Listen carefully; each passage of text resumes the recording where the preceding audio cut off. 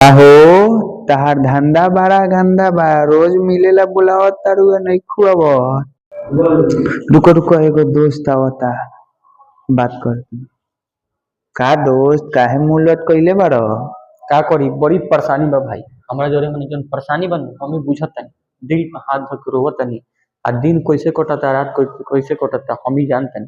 जानत रहो माने अभी तक हमरा से एगो लड़की पटल ना। आ तू बारा की माने जब देखतानी जब तू लागले रहत रह भाई। एगो हम बानी कि पूरा घूम लेनी लेकिन अभी तक एको लड़की साला पटल ना। हां बड़ी बड़ी दुख परेशानी में बानी लोग भाई लोग तो लोग सुनी लोग लव स्टोरी में तो ये गरी होता है हाँ कि पटत नहीं के हमारा से माल रे काहे से कि बानी हम बड़का कंगाल रे खोजलेनी कोचिंग और स्कूल में कहियो न कोनो घुसे हमरा जोरे पुल में तू बता दे बता दे बता दे भाई तेरा मलिया से एक बेर मिला दे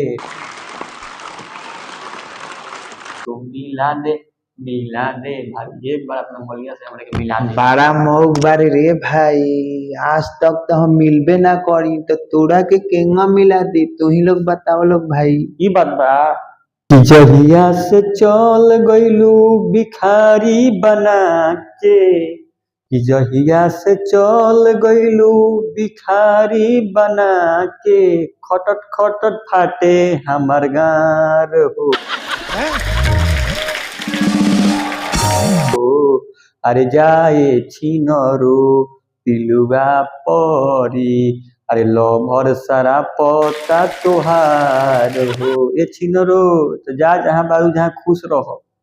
तो इंस्टाग्राम खातिर हम लिखले बानी लड़की सब खातिर सुन लो हाँ कि जवन भतर कटनी हमरा के धोखा देही दोसारा के मौका देही हो माने बुझ के एगो इंस्टाग्राम पर मैसेज आवत तले फटाके एगो के क के एगो फटाके माने दूसरा के भेजत रहन सो ई तो धंधा पर लड़की सब के इंस्टाग्राम पर तो एकनिए पर इंस्टाग्राम पर लिखले बानी कि टकला पर पिटवावा तारू बाबूजी से बोल के हाँ टकला पर पिटवावा तारू बाबूजी से बोल के आ इंस्टाग्राम पर नाचा तारू सारा कपड़ा खोल के हाय हाय